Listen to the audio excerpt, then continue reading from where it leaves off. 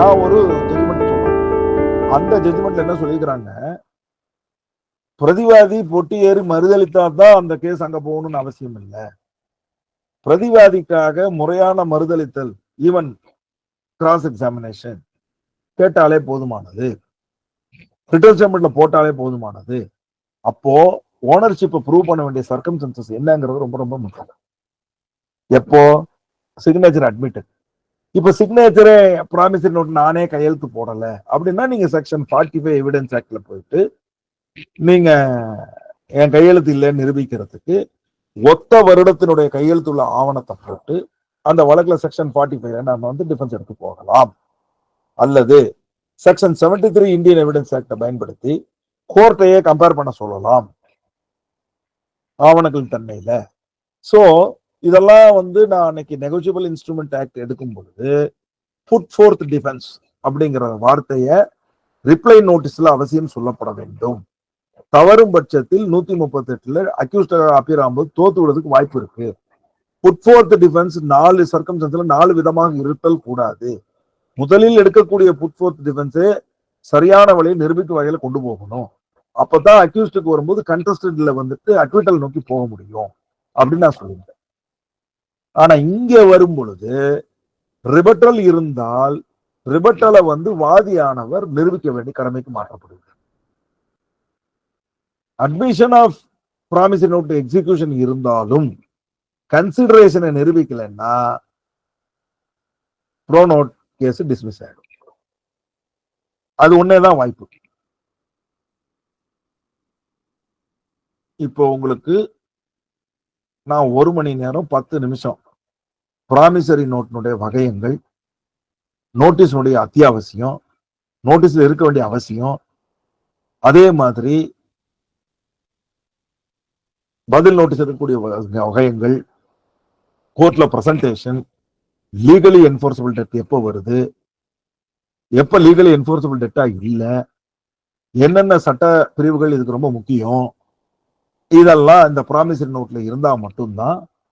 100க்கு 60 case promissory note தான் வழங்க சிவில் கோர்ட்ல நடந்துகிட்டு இருக்கு.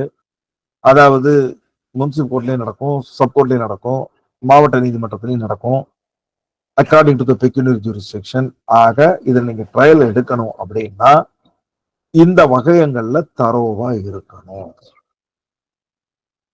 இப்போ நம்ம கிளாஸ்னுடைய 3வது போர்ஷனுக்கு வரப்போறோம். உங்களுடைய சந்தேகங்களை இப்ப நான் நடத்தினதுக்கு மட்டும்தான் நீங்க கேட்கணும். சார் நான் ஒரு கேஸ்ல இப்படி போட்டேன், அது இப்படி வந்துருச்சு, அதுக்கு என்ன சார் பண்றது அப்படின்னு கேட்க கூடாது. அது நாளைய வகுப்புல பேசணும். இன்றைய வகுப்புல செக்ஷன் 4ல, செக்ஷன் 13ல, செக்ஷன் 20ல, செக்ஷன் 43ல, செக்ஷன் 93ல, செக்ஷன் 94ல, செக்ஷன் 118ல தங்களுக்கு புரிந்ததும் புரியாததை மட்டுமே சந்தேகமாக கேட்க வேண்டும். சரிதானே நண்பர்களே? ரைட். உங்களுடைய கேள்விக்கு நான் பதிலளிக்க தயாரா இருக்கேன். Section 91 of Indian evidence act, அதாவது 2வது வகையான ப்ராமிசரி நோட்டுகள் ஒரு கான்ட்ராக்சுவல் ஆப்ளிகேஷன். அதாவது கான்ட்ராக்ட்னா என்ன தெரியும்? கான்ட்ராக்ட் சட்டம் நீங்க படிச்சிருப்பீங்க. அதுல வந்து ஒரு 8 இம்பார்ட்டன்டான இன்கிரீடியன்ஸ் இருக்கு. ஒரு கான்ட்ராக்ட் சரியான கான்ட்ராக்டா இருக்கணும்னா என்ன பண்ணணும்? ஃபர்ஸ்ட் அதுல என்ன இருக்கணும்? கான்ட்ராக்ட் உட்படும் 2 பேரும் காம்பிடன்சி உடையவரா இருக்கணும். காம்பிடன்சினா 18 வயது நிரம்பியவர்களாக இருத்தல் வேண்டும். 2வது, அப்படி இருக்கிறவர் வந்து இன்சால்வெண்டா இருக்கக்கூடாது. அப்படி இருக்கிறவர் வந்து மனநிலை பாதித்தவராக இருத்தல் கூடாது. அப்படிங்கிறது தான் காம்பிடன்சியை பத்தி சொல்லுது. சோ காம்பிடன்ட் இல்லாத பார்ட்டிகள் இரு நபர்களுக்கு இடையே அல்லது 2 அல்லது 3 நபர்களுக்கு மேலே இருக்கக்கூடியவரோட ஒரு ஒப்பந்தம் போடப்படுமேயானால் அவ்வகை ஒப்பந்தமானது நிலைக்கத்தக்கதல்ல, வாய்டு அபினிஷியோ, வாய்டு அப்படின்னு பொருள்படும். இது 1வது பாயிண்ட். 2வது பாயிண்ட், 2க்கு மேற்பட்ட நபர்களோட மட்டும்தான் ஒரு ஒப்பந்தமானது ஏற்படுத்த முடியும்.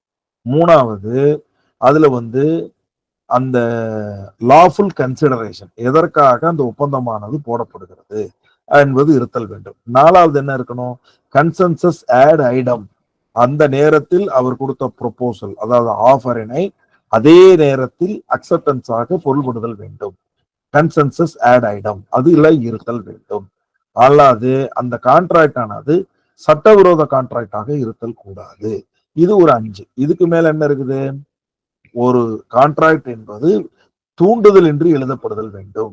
அதாவது there should not be any coercion, there should not be any fraud, there should not be any misrepresentation.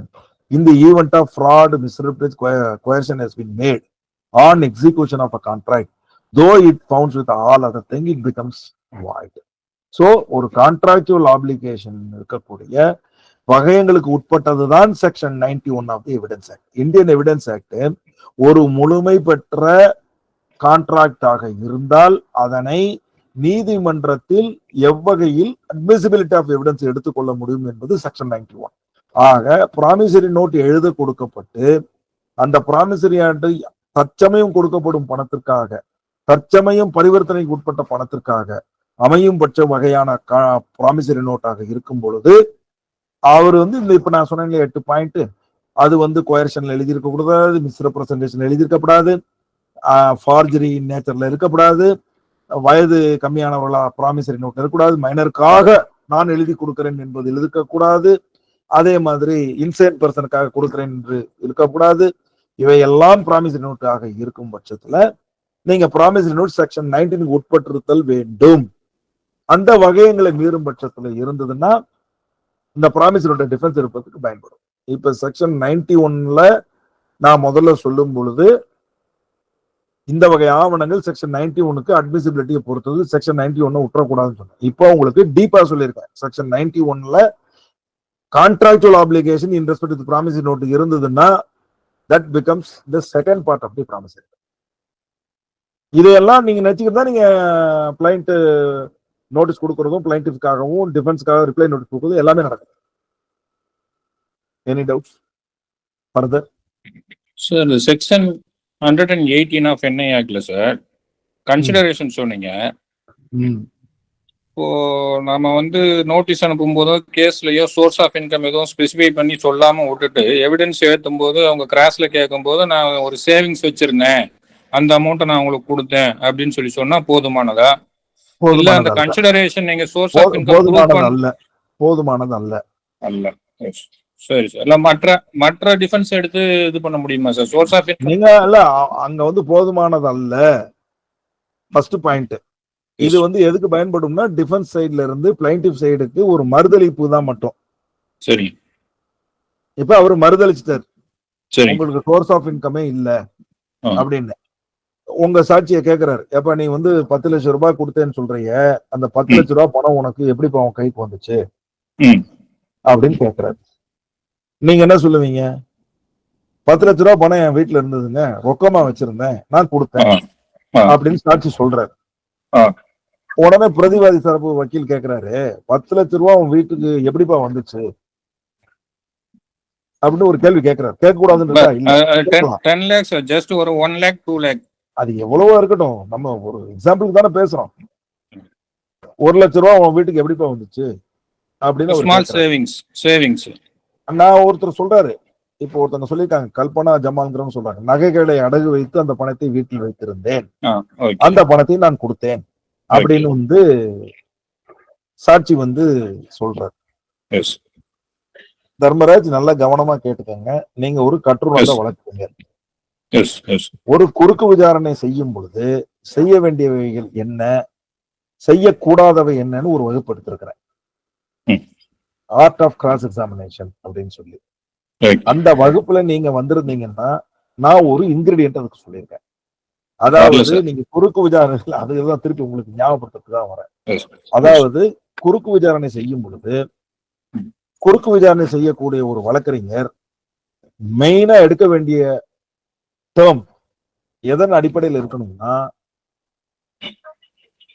இம்பீச்சிங் of creditworthiness of the witness. Impeaching of creditworthiness of the witness. இதுதான் formula and சூட்சமம். அதாவது வந்திருக்கும் சாட்சியின் நம்பகத்தன்மை சீர்குலைத்தல் வேண்டும். அப்ப ஒரு சாட்சி எங்கிட்ட 10 லட்சம் 2 லட்சம் வாங்கினாருங்க, நான் வீட்டுல வச்சிருந்தேன் பணம், அப்படின்னு அவர் தான் சொல்லுவாரு. Yes. அப்ப நீங்க கிராஸ் பண்ணும் பொழுது அவர்கிட்ட அந்த 2 லட்சம் ரூபாய் இருக்கிறதுக்கு சோர்ஸே கிடையாது அப்படின்னு அவர் ஆமான்னு சொல்ற மாதிரி நீங்க கேள்விகளை அமைக்கணும். This is art of cross examination. Okay okay. அந்த ஆர்ட் ஆஃப் எக்ஸாமினேஷன்ல நீங்க வந்து சீஃப் கொடுத்த நீங்க பிளைண்டிஃபிக்கா வர்ற வக்கீலா இருந்து உங்க பிரதிவாதி வக்கீல் அதுல வந்து தன் திறமைய வந்து காமிச்சு உனக்கு சோர்ஸ் ஆஃப் இன்கமே இல்லைன்னு மறுதளிச்சா போதும். Okay okay. 118 வந்து மறுபடியும் பிளைண்டிஃப் சைடுல வந்துருது. நீங்க அப்படியே வந்து செகண்ட் விட்னஸ் போட்டு தேர்ட் விட்னஸ் போட்டு இவர் முன்னாடி கொடுத்தேன் அவர் முன்னாடி கொடுத்தேன் அப்படிலாம் போட்டுட்டு போயிட்டே இருப்பாங்க.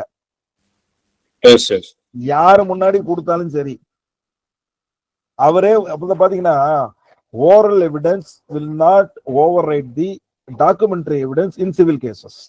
Yes, yes, correct. நீங்க oral evidence வச்சுக்கிட்டே போட்டுக்கிட்டே இருந்தீங்கன்னா veracity of winning ratio குறைஞ்சு போயிடும். ஓகே. ரொம்ப சிம்பிள். அவர் அப்படி 110 மறுதளிச்சுட்டாருன்னா வேற ஒண்ணுமே இல்ல. இந்த ஒரு ஜமால்ங்கிறவங்க சொன்ன மாதிரி ஒரு அடகு ரசீதை கொண்டாந்து அடிஷனல் டாக்குமெண்ட் ஏத்தி விட்டாங்க. ஓகே. என்ன பண்ணணும்? திருப்பி ரீகால் ஆஃப் விட்னஸ் போட்டுட்டு அட் தி டைம் எனக்கு அது என்கிட்ட இல்ல, இப்பதான் என் கையில பொசிஷன்ல இருக்குது, it becomes a necessary document, it should be provided.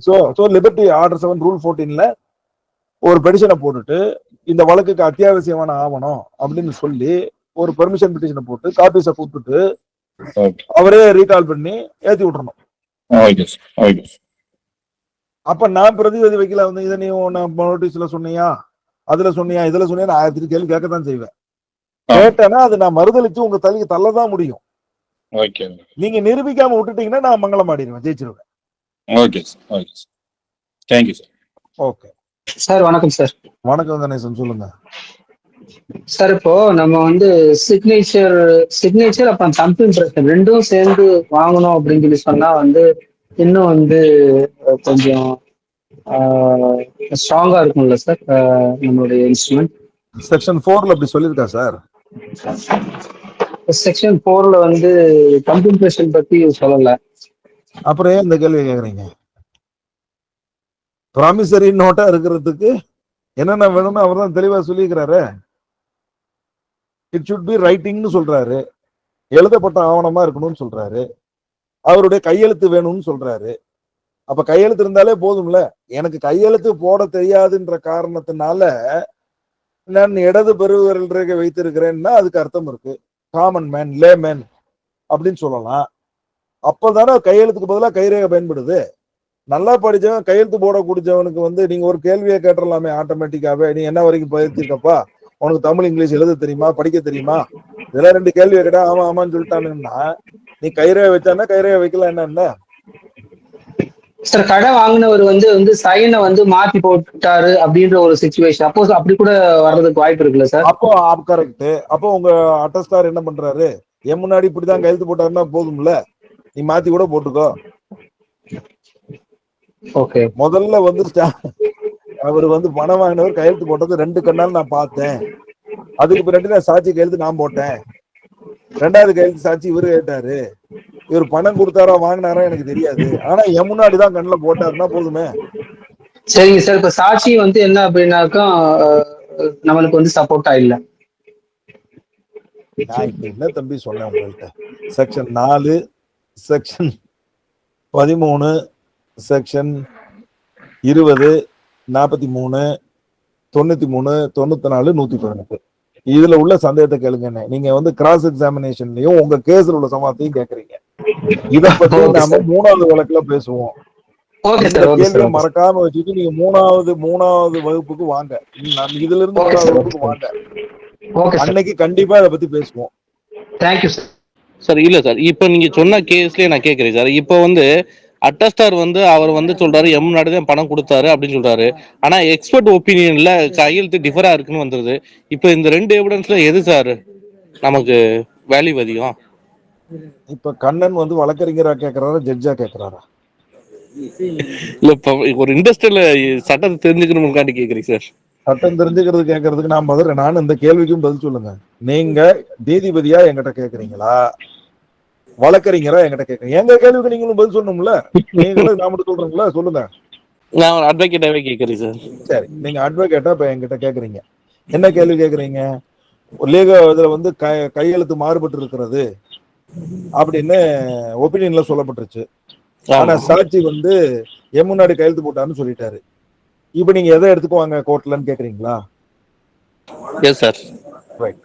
இது வேலை ஜட்ஜ பொறுத்தது மிஸ்டர் கண்ணன். சரிங்க சார். அதாவது டிஃபென்ஸ் லாயர் வந்து என் கையெழுத்து இல்ல நிரூபிக்கிறதுக்காக முயற்சி எடுத்திருக்காரு. பிளைண்டிஃப் லாயர் வந்து இப்படிதான் கையெழுத்து போட்டாரு அப்படின்னு சொல்லி விட்னஸ கொடுத்து அவர் முயற்சி எடுத்திருக்காரு. அப்ப இந்த ஜட்ஜோட வேலை என்னன்னா அப்ரிசியேஷன் ஆஃப் எவிடன்ஸ்.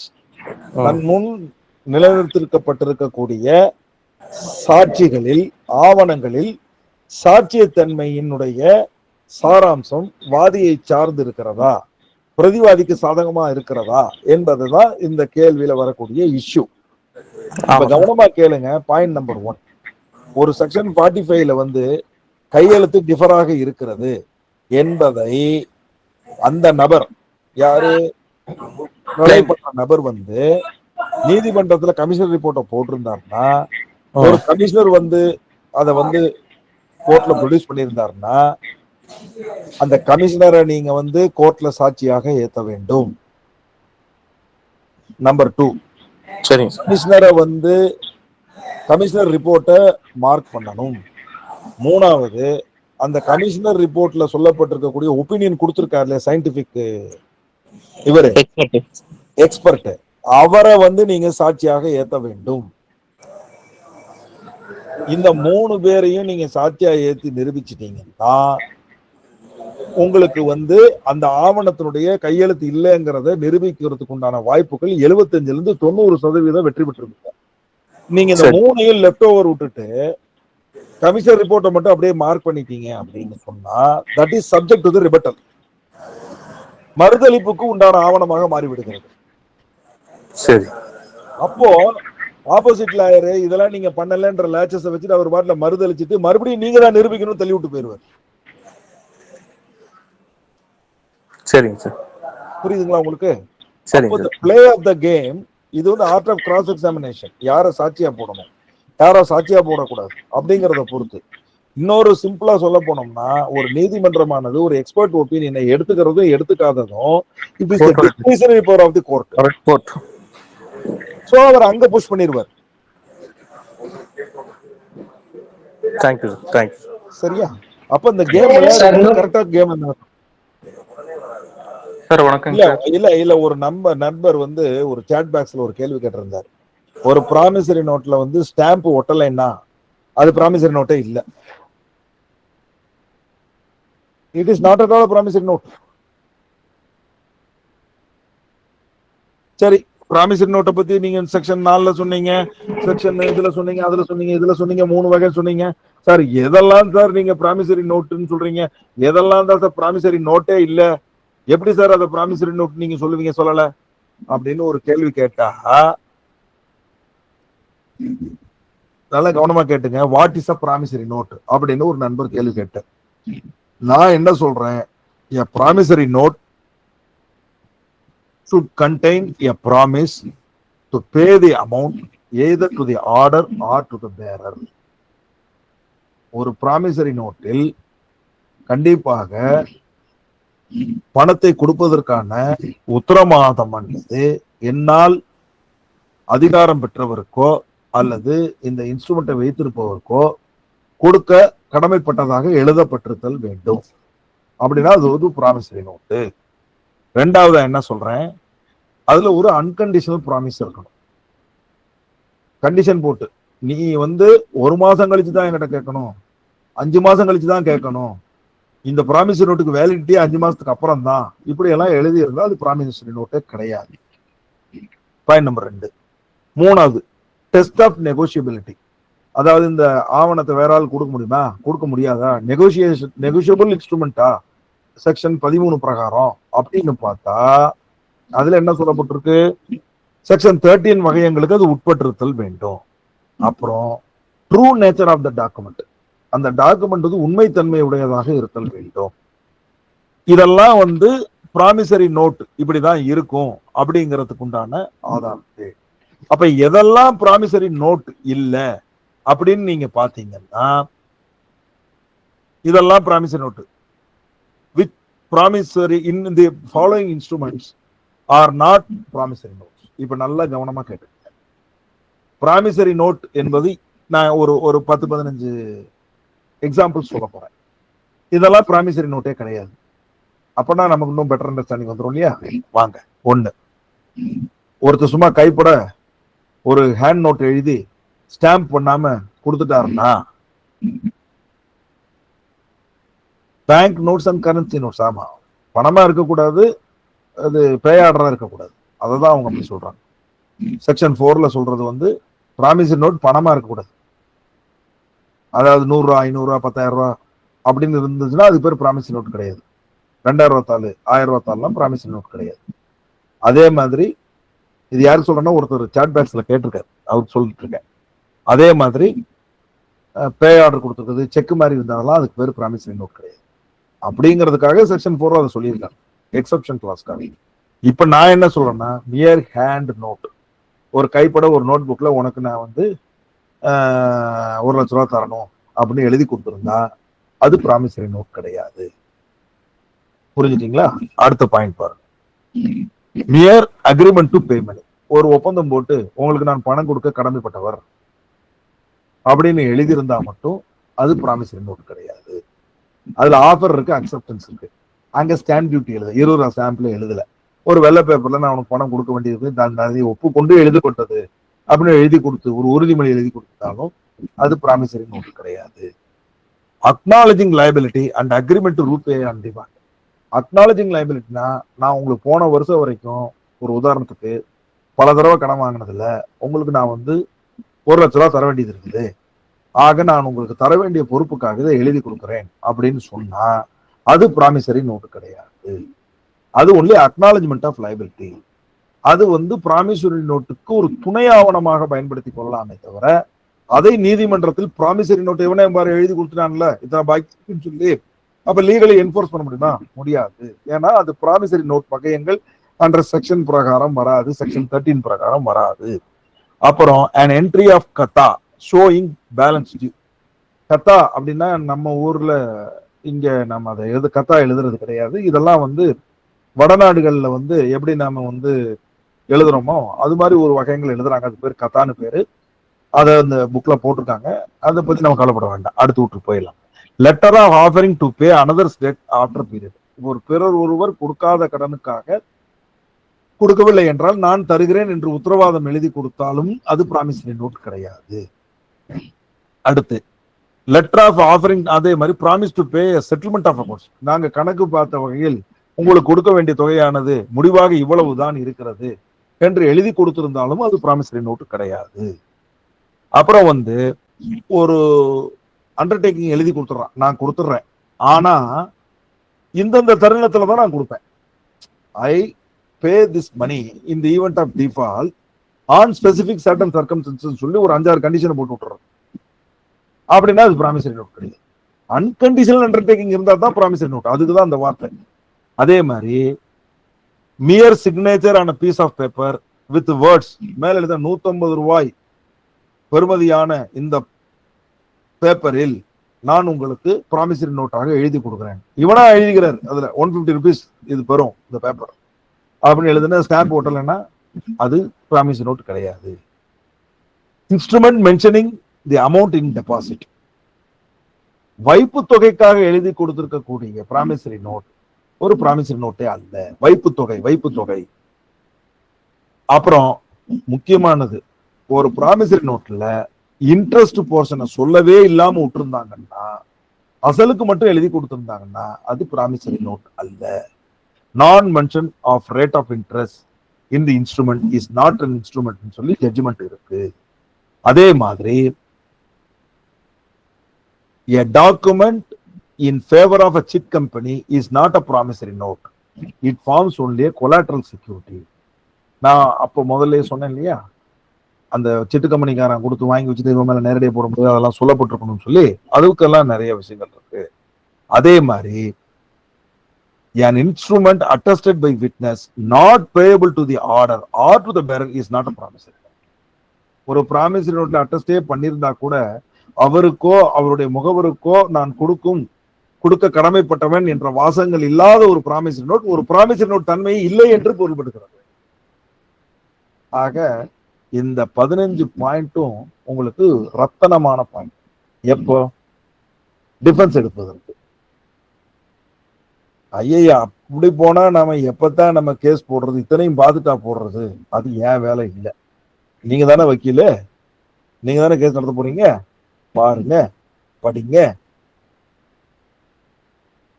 இப்ப ப்ராமிசரி நோட்டுடைய அவசியம், தன்மை, அக்யூரசி, ரிலையபிலிட்டி, அட்மிசிபிலிட்டி, நான் அட்மிசிபிலிட்டி, நெசசிட்டி எல்லாம் டீட்டெயிலா பேசியிருக்கோம் நான் நம்புறேன். நீங்க என்ன நினைக்கிறீங்க? One more doubt sir. கேளுங்க சார். விட்னஸ் வந்து இப்போ ஆக்சுவலா வந்து மேக்ஸிமம் வந்து எத்தனை விட்னஸ் சார் நம்ம வாங்கிக்கலாம்? இந்த கேள்வி 3வது வகுப்புல. Okay, thank you sir. தம்பி, நீங்க வந்து இந்த சமயத்துல உங்க மைண்ட டோட்டலி இது ப்ராமிசரி நோட்டா இல்லையா அதுல மட்டும் கான்சென்ட்ரேட் பண்ணுங்க, வேற எங்கேயும் போகாதீங்க. Okay sir. உங்க கேஸுக்கு பிணைய வச்சு பார்க்காதீங்க. இந்த நோக்கமே ப்ராமிசரி நோட்னா என்ன, அதுக்கு எப்போ என்போர்சபிள் சர்க்கம்ஸ்டன்சஸ் வருகிறது, அது என்ன வகைப்பாடுல இருக்குது, என்ன லேச்சஸ் விடக்கூடாது, எப்படி நாம டிஃபென்ஸ் எடுக்கலாம், இந்த ஆவணத்தை எப்படி நாம வந்து ரொம்ப முக்கியமா வந்து பயன்படுத்தணும், இது நாம வழக்கறிஞர்கள் நம்ம வழக்கு நடத்துறதுக்கு எவ்வாறு பயன்படும் அப்படிங்கிறதுக்கு உண்டான வகுப்பு தான் இது. நீங்க நம்ம போட்டிருக்க ஒரு கேஸுக்கு தகுந்த மாதிரி இதை கரெக்ட் பண்ணிக்கணும் அப்படின்னு நினைக்காதீங்க. நீங்க ஃபுல் அண்ட் ஃபுல் இந்த basic circumstance promissory note case 10 case நடத்த போறீங்கன்னா A to Z இந்த செக்ஷன்ஸ் எல்லாம் அதுக்கு வேற பிளைண்டிவ் சைடுக்காக எப்படி, டிஃபெண்டன்ட் சைடுக்காக எப்படி அப்படிங்கறத நீங்க மைண்ட்ல அப்படியே பக்காவா வச்சிருக்கணும். நான் இப்ப சொன்ன கிராஸ் எக்ஸாமினேஷன் ஆர்ட்னு சொல்லி அந்தந்த ப்ரொவிஷன்ஸ்ல அங்கங்க கோர்த்து தான் நீங்க ஒரு கட்டுறந்த வழக்கறிஞரா மாற முடியும். இன்னைக்கு இந்த வகுப்புல ப்ராமிசரி நோட்ல உண்மையிலே இவ்வளவு விஷயங்கள் இருக்குதா, இதுக்கு முன்னாடி உங்களுக்கு இது தெரிஞ்சிருக்கா அப்படிங்கறத நீங்கள தான் டெஸ்ட் வெரிஃபை பண்ணிக்கணும். இல்லாட்டி இப்படி வச்சுக்கோங்க, நான் ஒரு வழக்கறிஞர், நான் ஒரு ப்ராமிசரி நோட் கேஸுக்காக நான் வந்து வழக்காடி யாரோ ஒருத்தருக்கு நான் அப்பியர் ஆகணும்னா இதெல்லாம் தெரிஞ்சிருந்தா தான் நான் வந்து கோர்ட்டு படி ஏறணும்னு நான் நினைக்கிறேன்.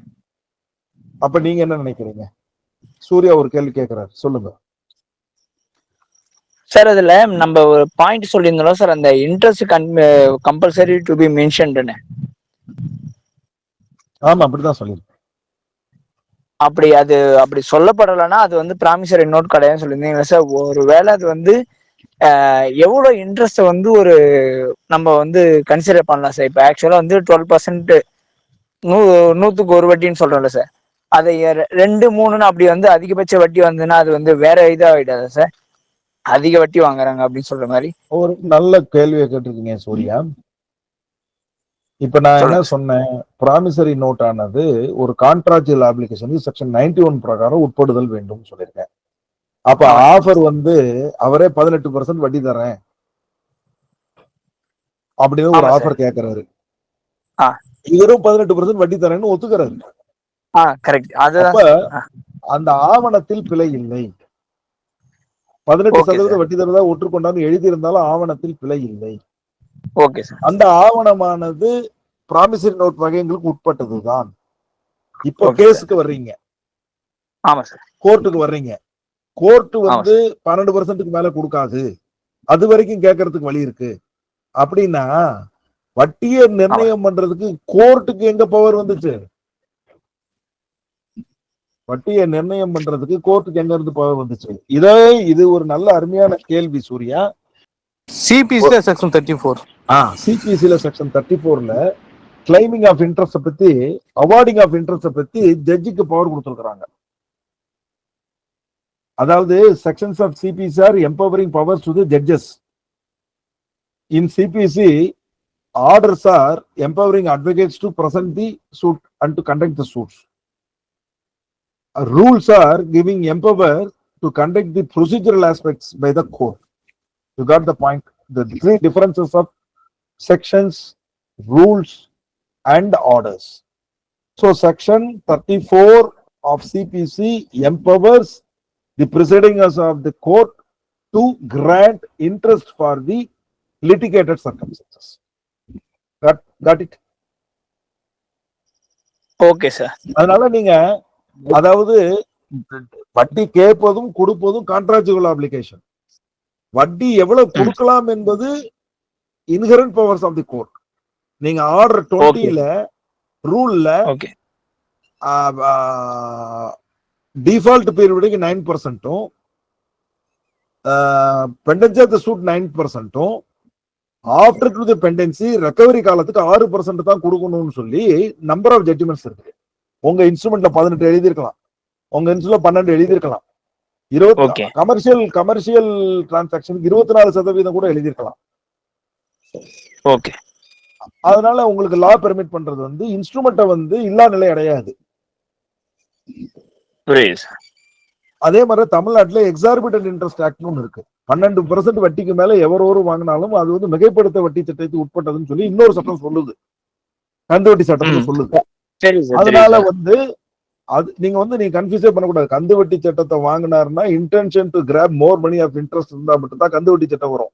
அது கிரிமினல் ஆக்ட், இது சிவில். ஆஃபர் அண்ட் அக்செப்டன்ஸ் ஃபார்மிங்ன்றது contractual under section 91 of the Indian evidence act.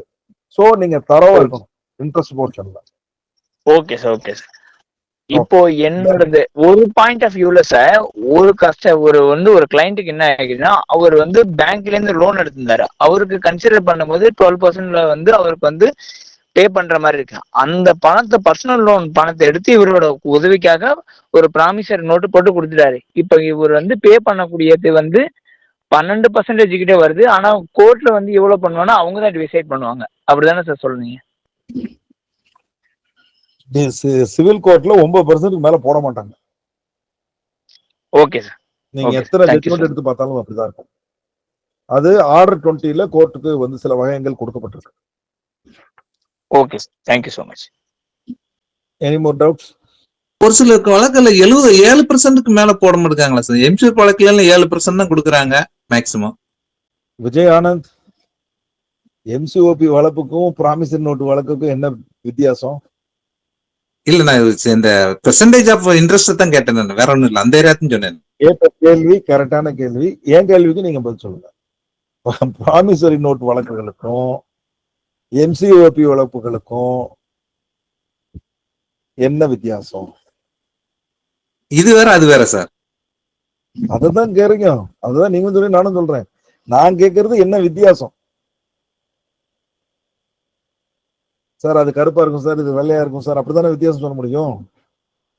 ரெண்டும் மணி சுட்டு மாதிரி இருந்தேன். ஆனா அது வர்ற விதம் வேற, இது வர்ற விதம் வேற. நீங்க விஜய் ஆனந்த் முதல் வழக்குக்கு முதல் கிளாஸுக்கு வரல, எல்லாருமே மறந்துட்டீங்க, இஷ்டத்துக்கு பேசுறீங்க. நோ கான்ட்ராக்ட் ஒருத்தர் எழுதி விடுறாரு, வேற ஒருத்தர் எதையோ சொல்றாரு. நான் அன்னைக்கே ஃபர்ஸ்ட் கிளாஸ்ல சொன்னேன், லிக்விடேட்டட் டேமேஜஸ் அன்லிக்விடேட்டட் டேமேஜஸ் சொன்னா சொல்லலையா? சொன்னீங்க சார். ஞாபகம் இருக்கா? அப்ப லிக்விடேட்டட் டேம் ப்ராமிசரி நோட்ல கொண்டிருக்க தொகைக்கு தான் கேட்க முடியும், ப்ராமிசரி நோட்ல கண்டிருக்கக்கூடிய வட்டிக்கு தான் கேட்க முடியும். அது வந்து லிக்விடேட்டட் டேமேஜஸ். பட் எம்சிஓபி வந்து அன்லிக்விடேட்டட் டேமேஜஸ். அவருக்கு எவ்வளவு தூரத்துக்கு இறந்து போனதுனாலயோ அடிபட்டதுனாலயோ இழப்பு என்பது தீர்மானிக்கப்பட்டிருக்கிறது. வழக்கு போட்ட தேதியிலிருந்து சம்பவம் நடந்த தேதியிலிருந்து அவர் காம்பன்சேஷன் பெறுவதற்கு உரிமை உடையவராகிறார். அவர் வழக்கை காலகாலத்துக்கு நீளமாக இழுத்து கொண்டு போகும் பட்சத்தில், பணத்தை கட்டாது இருக்கும் பட்சத்தில், அங்க வந்து அன்லிக்விடேட்டட் டேமேஜஸ்க்காக ஒரு வட்டி தொகை போடப்படுது.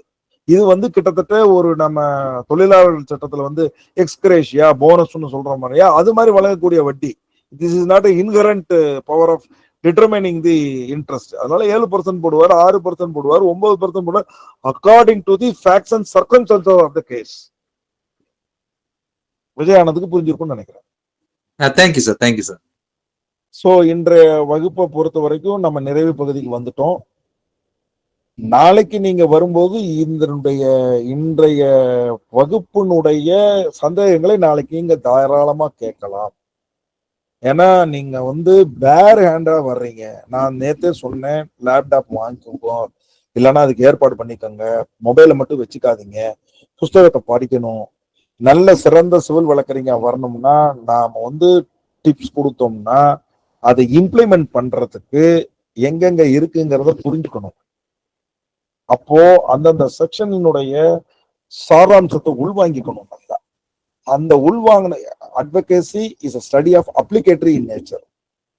நாம் கற்றதை வாழ்வியல் சூழ்நிலைக்கு பயன்படுத்தும் தன்மையும் தெரிஞ்சிருந்தா தான் ஒரு சிறந்த ஒரு வழக்கறிஞரா மாற முடியும். அதுல சொல்லியிருக்கு, இதுல சொல்லியிருக்கு, என் வழக்கு அப்படி இப்படி இப்படி அதெல்லாம் ஆகாது. நுனிப்பில் மேயவே கூடாது. என் வழக்கு இப்படித்தான், என் டிஃபென்ஸ் இப்படிதான், நான் கான்கிரீட் இப்படிதான், நான் ஜெயிப்பேன். அவ்வளோ இண்டஸ்ட்ரியஸா இருக்கணும் நம்ம. அதுதான் அல்டிமேட் எய்ம். இன்னைக்கு படிச்சதை வெறும் காதுல கேட்டீங்கன்னா 1/2 மணி நேரத்துல மறந்து போயிடும். எத்தனை பேர் நீங்க நோட்ஸ் எடுக்கிறீங்கன்னு எனக்கு தெரியாது. ஆனா ஒண்ணு சொல்றேன், இந்த வகுப்பை நான் எடுக்கும்போது என் மைண்ட்ல உள்ள திங்ஸை நான் ரிஃப்ரெஷ் பண்ணிக்கிறேன். அப்போ நான் மேற்கொண்டு ப்ராமிசரி நோட் கேஸ் நடத்துறதுக்கு நான் தயாராகிட்டு இருக்கேன். அதுதான் உண்மை. இந்த ப்ரோலிட்டரேட் எனக்கு வாய்ப்பு கொடுத்துருக்காங்கன்னா நான் படித்த கல்வி, நான் படித்ததை என்னை ரிஃப்ரெஷ் பண்றதுக்கு வாய்ப்பு கொடுக்குறாங்க. அதை உங்ககிட்ட ஷேர் பண்றேன், நீங்க அதை பயன்படுத்தணும். ஸோ ஐ திங்க் இன்னைய வகுப்பு நம்முடைய முந்தைய வகுப்பு மாதிரியே இருந்திருக்காது.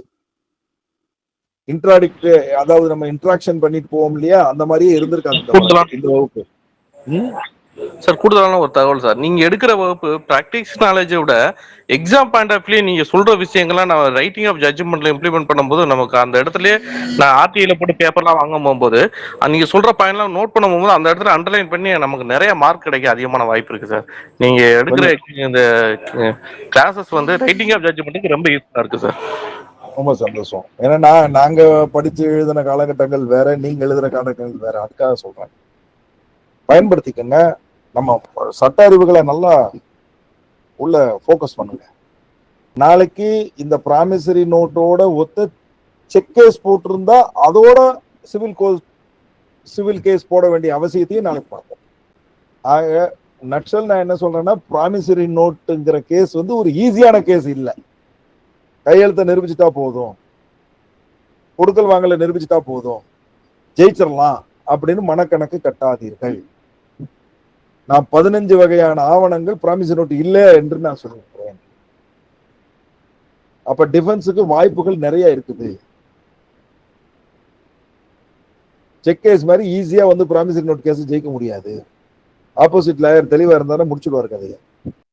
இந்த 10 நாள் கிளாஸும் நான் வந்து 10 வகுப்புகளும் தவறாம கலந்துக்குவோம் அப்படின்னு சொல்லி உங்க பேரு டீட்டெயில்ஸ் எல்லாம் கொடுத்தீங்களா? ஏன்னா இன்னும் ஒரு 4-5 கிளாஸ் போகும்போது சில ரிட்டர்ன் நோட்ஸ் எல்லாம் ரெடி பண்ணா உங்களுக்கு நான் சர்க்குலேட் பண்ணா அல்லது உங்களுக்கு கிடைக்கப்பட்டா உங்களுக்கு யூஸ்ஃபுல்லா இருக்கும் பட்சத்துல 2 கிளாஸ் மிஸ் பண்ணீங்கன்னா புரியாம போயிடுமே. அடுத்த வகுப்புல கண்டிப்பா கேட்கலாம். ஏன்னா கண்டினியூவேஷன், நீங்க இன்னைக்கு இதை எடுத்து ரிஃப்ரெஷ் பண்ணி நீங்க ஒரு தடவை இன்னொரு தடவை புக்கை நீங்க ரிஃப்ரெஷ் பண்ணிக்கிட்டீங்கன்னா தான் ரொம்ப யூஸ்ஃபுல்லாகவும் இருக்கும். அப்படி இருக்கும்போது ஏன் இன்னும் விஷயம் என்னன்னா, பாட்டுல இந்த ஓவரால் லைபிள் டு பே த மணின்னு ஒரு பெரிய டீட்டெயில் இருக்கு ப்ராமிசரி நோட்லயே. இப்போ தனிப்பட்ட நபருக்கு ப்ராமிசரி கொடுத்த பத்தி தான் நம்ம பேசியிருக்கோம். இப்போ ஒரு பார்ட்னர்ஷிப் நிர்வாகத்துக்கு ஒரு புற நோட்டுக்கு எப்படி வசூல் செய்யும் உரிமை இருக்குது, ஒரு நிர்வாகம் வந்து ப்ராமிசரி நோட்டு எழுதி கொடுத்தா அதே வசூல் பண்ணக்கூடிய சமாச்சாரங்கள் எவ்வளவு இருக்கு, ப்ரொப்ரைட்டரி கன்சர்னுக்கு எப்படி இருக்கு, பார்ட்னர்ஷிப் கன்சர்ன் இருக்கு, லிமிடெட் கன்சர்ன்ஸுக்கு எப்படி இருக்குது, இதையெல்லாம் நம்ம பார்க்கணும்ல ப்ராமிசரி நோட்லயே. அப்ப இன்னைக்கு நாம வந்து ப்ரொவிஷன்ஸுடைய நெசசிட்டிஸ் தானே பார்த்துருக்கோம். அப்புறம் அந்த ப்ராமிசரி நோட்டு நாம வந்து அவருக்கு எப்படி சார் போடுறது, இவருக்கு எப்படி சார் போடுறது, இந்த மாதிரி போட்டா எப்படி சார் வசூல் பண்றது, அவர் வந்து ஒரு கம்பெனிக்கார வந்து எனக்கு லிமிடெட் லைபிலிட்டி இருக்கு, I am not held responsible for this சொன்னாருன்னா அதே எப்படி நீங்க ப்ராமிசரி நோட்டு வாங்கிட்டீங்க, என் கட்சிக்கார் இப்படி வாங்கிட்டு வந்துட்டார் சார், என்ன சார் பண்றது, அதுக்கெல்லாம் அசோசியேட்டடா என்ன இருக்கணும் சார், வழக்கு போடுறதுக்கு முன்னாடி என்ன இருக்கணும், இதெல்லாம் நம்ம பேசணும் இல்லையா? அதனால நாளைக்கும் ப்ராமிசரி நோட்டு சம்பந்தப்பட்ட கேள்விகள் தான் வந்து அதிகமா இருக்கும். ஏன்னா இது ரொம்ப ஒரு ஓஷன் சப்ஜெக்ட் ப்ராமிசரி நோட்டு. இப்ப நீங்க இன்னைக்கு பேசுறது எல்லாமே உங்களுக்கு ப்ரோல்ட்ல உங்க ரெக்கார்ட் பண்ணி உங்களுக்கு யூடியூப்ல ஏத்துறாங்க இல்லையா? அதே வந்து நமக்கு வந்து ஒரு நல்ல ஒரு ஆப்ஷன் தானே. கண்டிப்பா சார். அது உங்களுடைய நீங்க எடுத்த கிளாஸ் எல்லாமே வந்து யூடியூப்ல வந்துருது. பட் ஆமா. இருந்தாலும் வந்து என்னன்னா, நீங்க ஏற்கனவே ஒரு பாயிண்ட் சொன்னீங்கல்ல, அந்த நீங்க நீங்க கொடுக்குற அந்த இன்புட் வந்து நம்ம இப்ப யாரெல்லாம் அட்டென்ட் பண்றாங்களோ அவங்களுக்கு வந்து கண்டிப்பா வந்து அது அது இன்புட்டா எதுக்கு போகும். அதை சொன்னேன்னா, கமெண்ட் இந்த பண்ணுவோம். 10 நாள் வழக்குகளை யூஸ் பண்ணிக்கணும் அப்படிங்கிற ஒரு ஆம்பிட்ல சொன்னேன் நானு. 10 நாளுக்காக சொல்லல. நம்மளுடைய ரியல் ஆம்பிட்டே ஃபியூச்சர் நம்ம ஆல்சோ. வந்து சட்ட வழக்கங்களை நல்லா தெளிவா புரிஞ்சுக்கிட்டு தொழில் செய்யறதுதான் நோக்கம். கண்டிப்பா. இதுக்கு பயன்படுத்தலாம். We should all go in a parallel path, same boatல. எல்லாருக்கும் சட்டம் ஒண்ணுன்னா ஒரே மாதிரி தானே இருக்க முடியும். நமக்கு வழக்காடிகளுக்குள்ளாரதான் சண்டையை தவிர வழக்கறிஞர்களுக்குள்ள சண்டை கிடையாது. பட் ரியாலிட்டியில அப்படி இருக்கிற தெரியலையே சார். அது அப்படித்தான் இருப்பாங்க. அது என்ன பண்றது? அதாவது சிலவங்க வந்து கற்றுணர்ந்த வழக்கறிஞர் நமக்கு பேர் கொடுத்துருக்காங்க.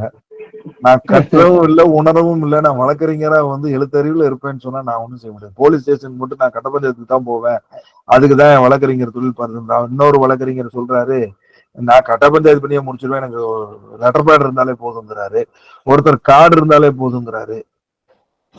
அதெல்லாம் நம்ம நோக்கம் இல்லை. நம்மளை பொறுத்த வரைக்கும் சட்டங்களை தெரிந்து அதை பயன்படுத்தி நீதிமன்றத்தில் வழக்காடி ஜெயிக்கக்கூடியதுக்காக நாம ஒரு புரிதலோட நம்ம செயல்படுறோம்.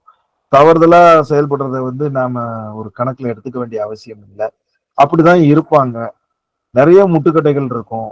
ஜட்ஜே உங்களை பேச விட மாட்டாங்க. நிறைய பிரச்சனை இருக்கு. அவங்களுக்கு புரியாத நிலையில இருப்பாங்க. நாம சொல்லி கொடுக்க வேண்டிய நிலையில இருக்கோம். சொன்னா கேட்க மாட்டாங்க. பல ஹடில்ஸ் இருக்குப்பா. அந்த ஹடில்ஸ் எல்லாம் தாண்டி தான் நம்ம ஜெயிச்சு வரணும்.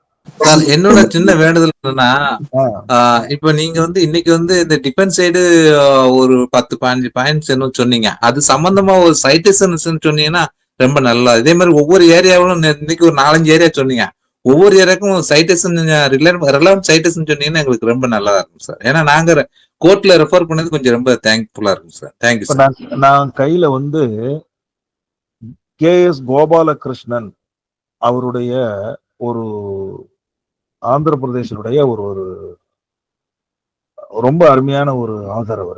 அவர் வந்து ப்ராமிசரி நோட்ஸ்ன்றதுக்கு ஒரு புக் போட்டிருக்காரு. அந்த ப்ராமிசரி நோட்ஸ்ல அவர் ஒரு கமெண்ட்ரி புக் போட்டிருக்காரு. அந்த கமெண்ட்ரி புக்ல தான் இந்த 16 வகையான ஆவணங்கள் வந்து ப்ராமிசரி நோட் இல்லைங்கிறத சொல்லி ஒரு 11 ஜட்ஜ்மெண்ட்ஸை மேற்கோள் காட்டி தான் அதை சொல்லியிருக்கிறார்.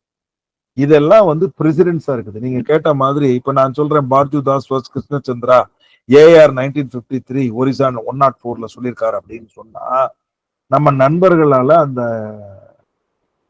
சைட்டேஷனை எடுக்க முடியாது.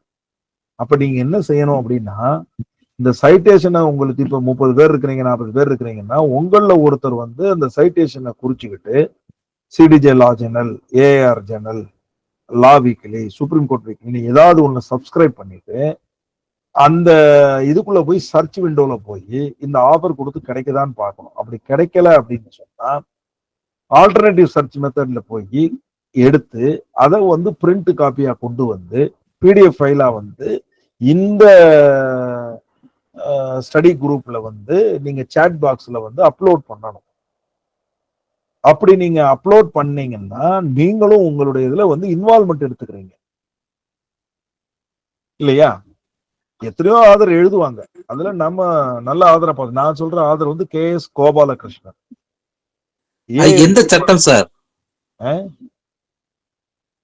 இல்ல ஆதர் வந்து கோபாலகிருஷ்ணன் சார். அது வந்து சிபிசியா வேற ப்ராமிசரி நோட்ஸ் அப்படிங்கிற தலைப்புல எழுதுறாரு. அவர் எல்லாமே கவர் பண்றாரு. Okay, thanks sir. கவர் பண்றாரு, சிபிசியை கவர் பண்றாரு, எல்லா ஆக்டையும் கவர் பண்ணி தான் கான்ட்ராக்ட் ஆக்ட பத்தி சொல்லி தான் கொண்டு வர்றாரு ப்ராமிசரி நோட்டை. அவர் அந்த புத்தகம் எழுதும்போது ப்ராமிசரி நோட்டுக்குன்னே தனி புத்தகம் எழுதிட்டாரு, சிங்கிள் வால்யூம் தான். நீங்க ப்ராமிசரி கோர்ட் 10 கேஸ் இருக்கீங்க, 20 கேஸ் நடத்துறீங்கன்னா அவர் புக்கை வாங்கி படிச்சீங்கன்னா நம்ம உண்மை உங்களுக்கு தரணும். நான் கூட அதுல இருந்து தான் சில குறிப்புகளை எடுத்து நாங்க இதுக்கு பயன்படுத்துறோம். Thank you sir. அமேசான்ல கிடைக்குதா சார்? அமேசான்ல கிடைக்குதோ இல்லையோ, நான் கோயம்புத்தூர்ல வந்து எங்க வாங்கினேன் அப்படின்னு கேட்டீங்கன்னா, இந்த நான் வாங்கின இந்த புத்தகத்தை 2017 27ஆம் தேதி 3ஆம் மாசம் சென்னையில உள்ள புக்ஸ்ல இது சீதாராமன் கம்பெனில வாங்கினேன். பப்ளிகேஷன் சீதாராமன் கம்பெனி என்ன சார்? இல்ல, publication ALT publication Sitaram book ஹவுஸ்ல அதுல இருந்தது. நான் எப்போ ஒரு புக் வாங்கினாலும் வாங்கின தேதி வாங்கின அமேசான்ல இடம் எழுதி கிடைக்குதுங்க ஐயா. வச்சிருந்தேன். என்ன தம்பி அமேசான்ல கிடைக்குதுங்க ஐயா. கிடைக்குதா? அப்படின்னா வாங்கிக்கோங்களேன், பயன்படுத்துவோம்ப்பா. அதான் நாம இன்னும் நிறைய ப்ராமிசரி நோட்ஸ் சம்பந்தமா நிறைய ஜட்ஜ்மெண்ட்ஸ் இருக்கு. யூஸ்ஃபுல் ஜட்ஜ்மெண்ட்ஸ்க்குலாம் ஒரு சர்க்குலேஷன் கொடுப்போம். அதெல்லாம் யாராவது 2 நபர் வந்து நம்மளோட கோஆபரேட் பண்ணாங்கன்னா எல்லாமே ப்ரிப்பேர் பண்ணி எல்லாருக்கும் பயன்படுத்துற வகையில ஒரு புக்லெட்டாவே கொடுத்துருவோம். ஸோ அப்ப நம்ம இன்னைக்கு ஃபைண்ட் அப் பண்ணிக்கலாம்.